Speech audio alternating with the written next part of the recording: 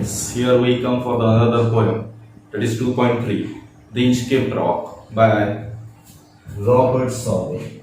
He was born in Bristol and he has written the most of the ballads, and he is famous for among the school children. The Inchcape Rock is also a ballad and it is very popular in school children. He was inspired by one story. The story of Abbot of Arbroath, who has put or installed a warning bell, that is called boya, on a very notorious sandstone and reef about 11 miles off east coast of Angus, Scotland, near Dundee, F5, occupied by the Bell Rock Lighthouse. And then he has written that poem. The story was real. The Abbot of Arbroath has installed the bell on the very notorious sand reef inside the sea. Story he real आहे. एक तर Robert Southey हा याचा परिचय आपण बघूया, कारण because in the question number be on the poem, that appreciation poem, you have to written some lines about the poem. That the poem was written by Robert Southey. He was born in Bristol, England. He was very popular among the school children. This poem, The Inchcape Rock, is very popular in school children, and he was inspired by the story of Abbot of Arbroath. इतकं लिहिलं तरी it is very sufficient. हे sufficient होऊन जाणार इतकं. हा पहिल्या क्वेश्चनच्या पहिल्या 2 लाईन्स ज्या राहतील इंट्रोडक्शनच्या, तिथं त्यासाठी हे सगळ्या गोष्टी आलेल्या असतात. पहिले परिचय, की तुम्हाला पोएट बद्दलही माहिती व्हावं आणि तो क्वेश्चन जो आहे तो क्वेश्चन सुद्धा आपल्याला अटेम्प्ट करता आला पाहिजे. तर साइड बाय साइड आपण दोन्ही गोष्टी माहित पाहिजे. आणि कुठलीही पोएम शिकताना विद्यार्थी मित्रांनो हे लक्षात ठेवायला पाहिजे की तुम्हाला पोएमचं जे टायटल आहे त्याच्यावर बॅकग्राऊंड माहित असणे आवश्यक आहे, त्याशिवाय आपण पोएम समजू शकत नाही.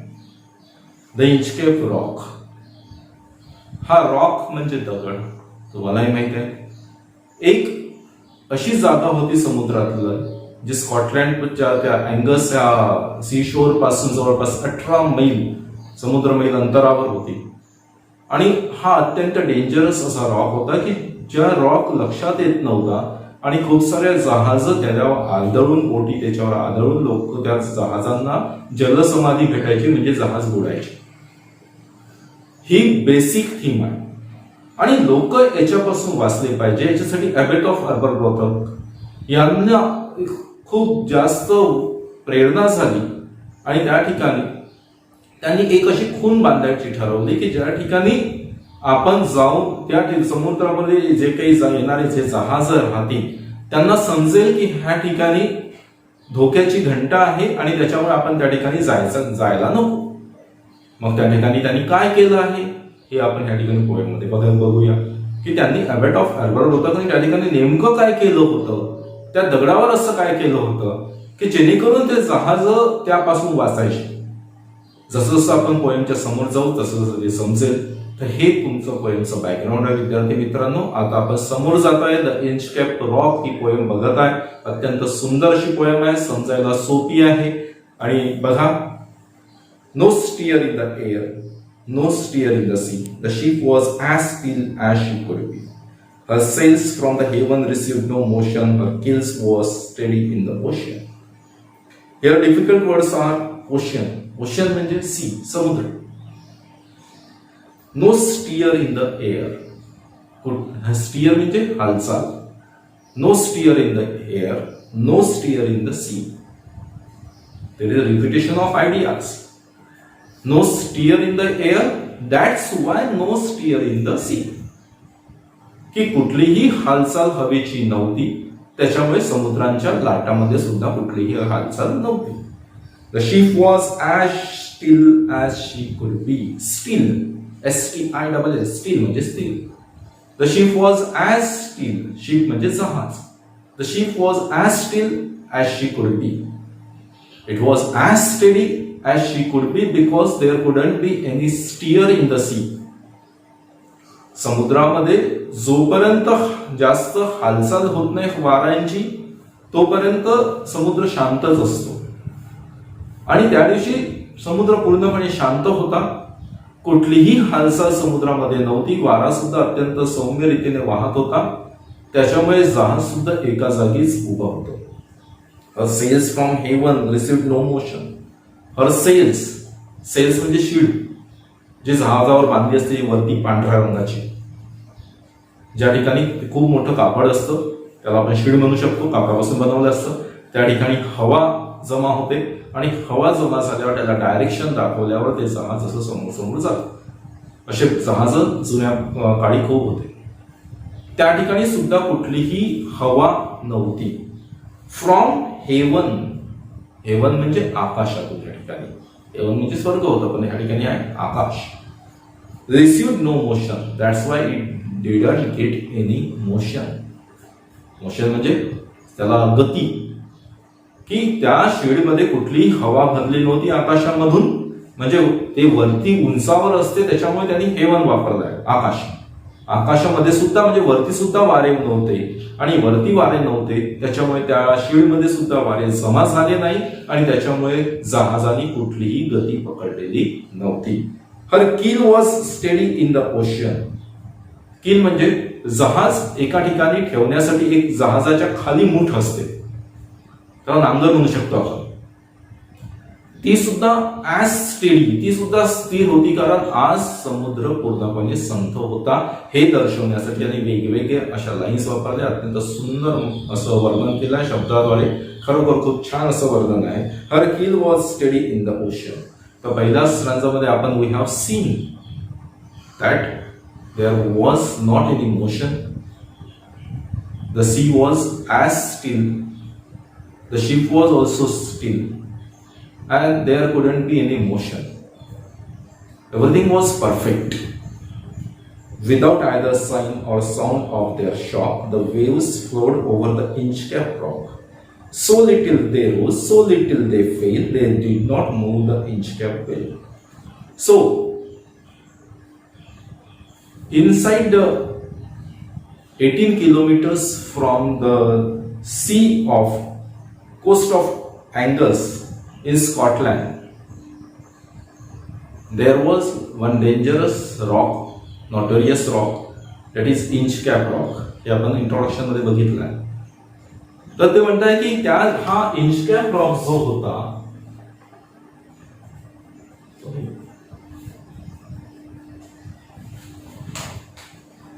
हा जो इंचकॅप रॉक आहे तुम्हाला दिसत असेल,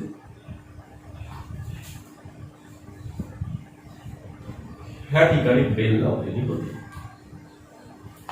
ही अशी आहे bell. The waves flowed over the Inchcape rock.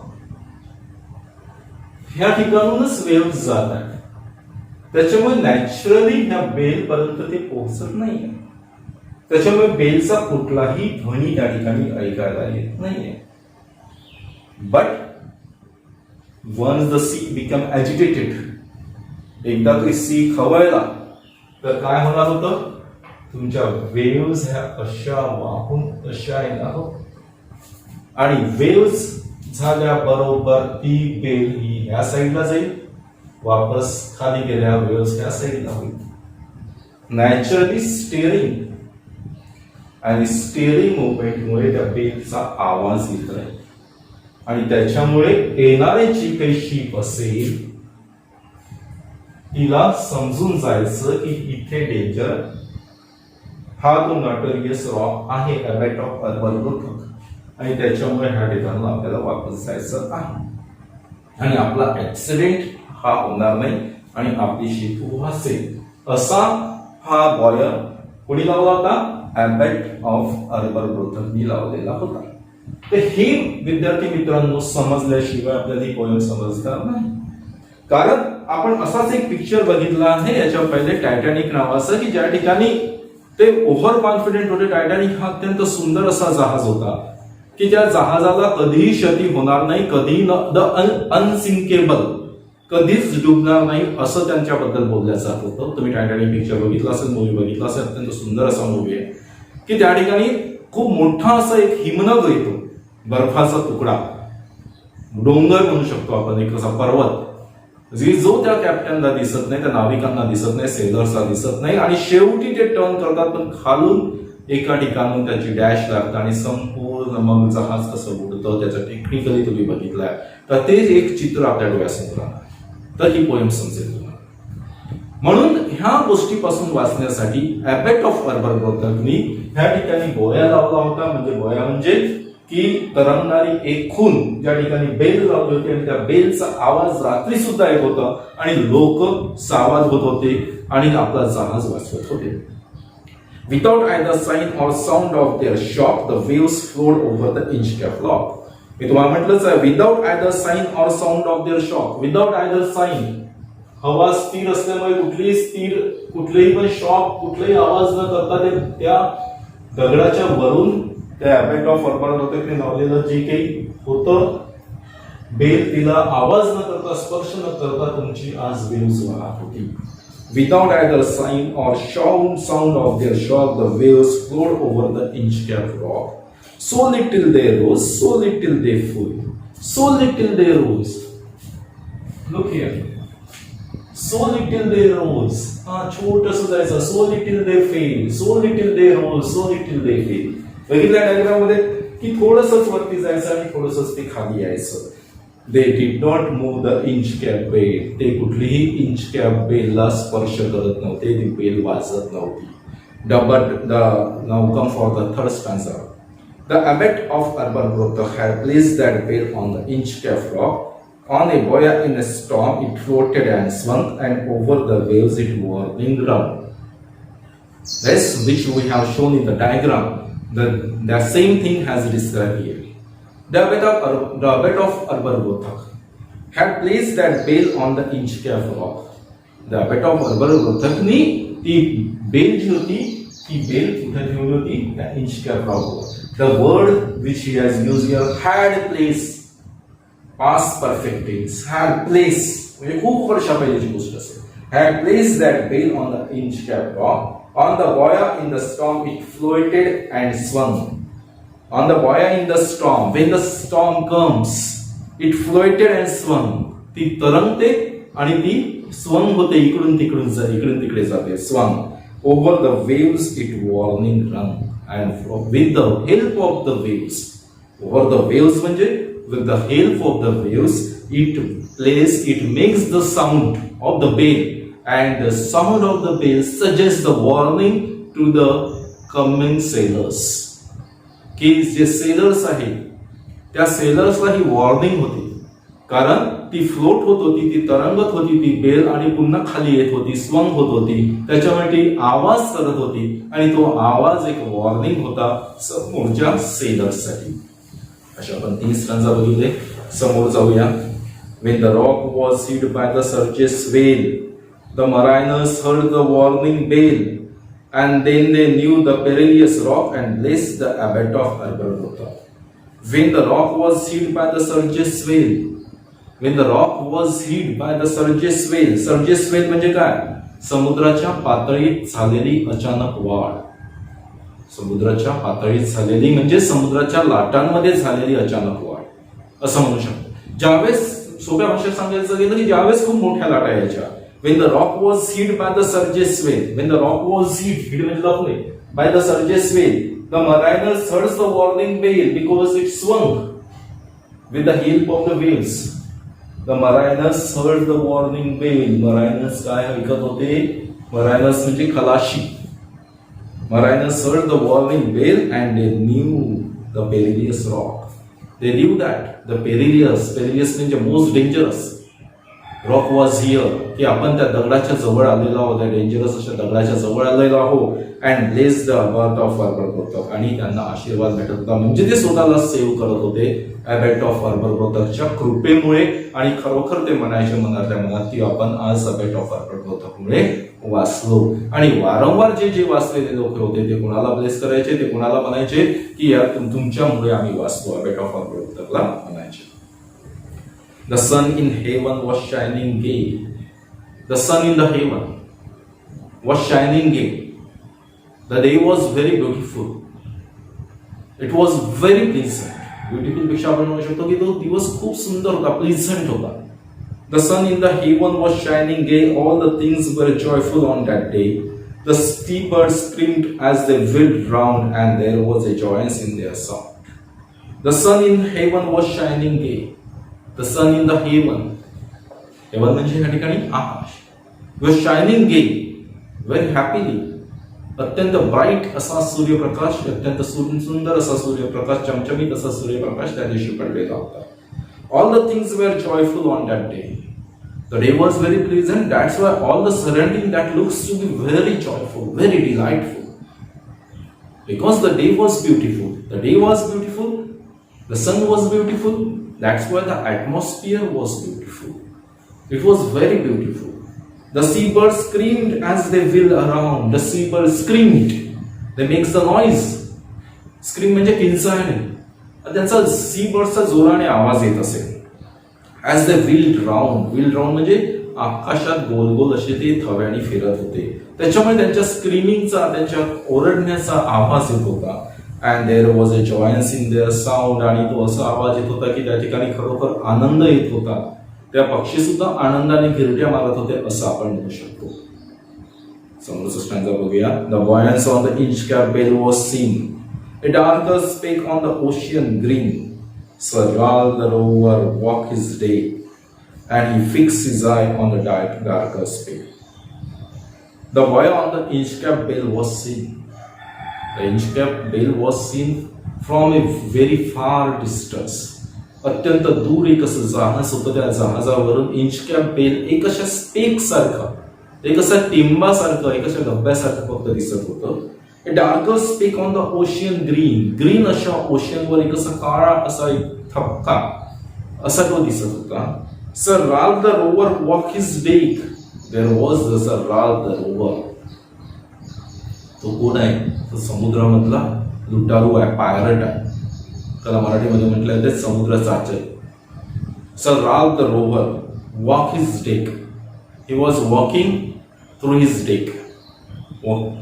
And he was on the upper side of his ship, that is called as a deck. त्या ठिकाणी तो पहाव चालत होता. And he fixed his eye on the darker speck. And at once he noticed there was a darker speck. And he fixed his eyes. त्यांनी आपली नजर त्या ठिकाणी फिक्स केली. त्या ठिकाणी डार्कर स्पेक आहे. त्याला प्रश्न पडला की हा डार्कर स्पेक काय आहे बा. त्याच्यामुळे त्याच्या मनामध्ये कुतूहल तयार झालं. He felt the cheering power of spring. He felt the cheering power of spring. त्या ठिकाणी त्यांनी आता बघितलं की खरोखर वातावरण तर खूप छान आहे. He felt the cheering power of spring. It made him whistle, it made him sing. His heart was mirthful to excess, but the rover's mirth was wickedness. In this stanza, it shows the character of that pirate, Sir Ralph the rover. The question might be asked for the inference type of question, that find out the lines or locate the lines which shows the wickedness of the character of Sir Ralph the rover. There you have to write down this line, that but the rover's mirth was wickedness. This is the line which shows his character was not good. He was not good by the character. He felt the cheering power of spring. He became also happy with the happy atmosphere. आजूबाजूचे जे वातावरण होतं त्या वातावरणापासून त्याला खूप आनंद असा झाला होता. It made him whistle, it made him sing. Naturally तो शिळ घालत होता. विसल म्हणजे शिळ गाणे, शिट्टी वाजवणे. मनातल्या मनात तो शिट्टी वाजवत होता. इट मेड हिम सिंग. तो गाणी म्हणत होता. His heart was mirthful to excess. He became very happy. Mirth, आनंद, खूप जास्त आनंद त्याला झाला होता. But the rovers mirth was wickedness. परंतु रोवर्सचा जो mirth जो होता, तो आनंद जो होता, त्याच्यातही दुष्टपणा हा लपलेला होता. Wickedness, दुष्टपणा. His eyes on the Inchcape float. They reached towards the Inchcape float. त्याचं ते Inchcape float म्हणजे या ठिकाणी तरंगणारी जी घंटी आहे, बोया, त्याच्याकडे त्याची आईज गेलं. Quoth means said he. My men put on the boat. Quoth त्या मरायनरला, त्या सेलरला म्हटलं, चल त्या डायरेक्शननी ने, and row me to the Inchcape rock. row. बोट समोर नेले, त्याला म्हटलं ते रो. तुम्हाला एक पोएम झाली होती, रो रो रो युअर बोट, 3री की 4थी मधली लाईन आहे. तो रो शब्द लक्षात घ्या. And row me to the Inchcape float. त्या इंचकॅप रॉक कडे घेऊन चल, त्या फ्लोट कडे घेऊन चल. And I will plague the abbot of Aberbrothok and I will cause a plague. Plague means I will cause make a trouble to that abbot of Aberbrothok. त्या abbot of अर्बरगोथॉकला मी काय करतोय, नक्कीच मी आता काही ना काही ट्रबल, काही ना काही पेन करेल. कारण तेव्हा जे लोक दृष्ट असतात त्यांना कधीच चांगलं पाहायला जात नाही, लोकांचं सुद्धा नाही, त्याचबरोबर निसर्गातलं सुद्धा नाही. आता ह्या ठिकाणी लोकांचं भलं होत होतं, पण माणूस कसा होता, विकेड होता. त्याच्यामुळे त्याच्या मनात क्षणात अशी भावना येते. पहा, जगामध्ये वेगवेगळ्या प्रकारचे लोक असतात, प्रत्येकाची सायकोलॉजी ही सारखीच नसते. काही लोक खूप चांगले असतात, त्यांना चांगलंच दिसते, तर काही लोक खूप दृष्ट असतात, त्यांना दुष्टच दिसते. तर ह्या दृष्ट माणसाला काय दिसलं आणि ह्या दृष्ट माणसाने त्यात काय केलं, हे आपण नेक्स्ट लेक्चर ज्यावेळेस होईल आपलं पोएमचं, त्याच्यामध्ये आपण बघणार आहोत. ह्या ठिकाणी आपण काय बघितलंय हे तुमच्या लक्षात आलेलंच आहे. इथपर्यंत आपण वर्णन केलं होतं की त्या दिवशीचं वातावरण कसं होतं आणि कोणी ती फ्लोट लावली होती, बोया कोणी लावलं होतं, त्याचं त्या ठिकाणी त्याचा दृष्टिकोन हा खूप चांगला होता बेट ऑफ अर्बरगोथॉकचा. त्याच ठिकाणी हा पायलट आलेला आहे, सर राल्फ दी रोवर. हा अत्यंत दृष्ट माणूस आहे आणि ह्या दृष्ट माणूस समोर काय करतोय हे आपल्याला आता नेक्स्ट स्टान्झामध्ये आणि नेक्स्ट लेक्चरमध्ये बघूया. त्या ठिकाणी आपण इथं स्टॉप करतोय. नेक्स्ट पिरियड मध्ये आपण पुन्हा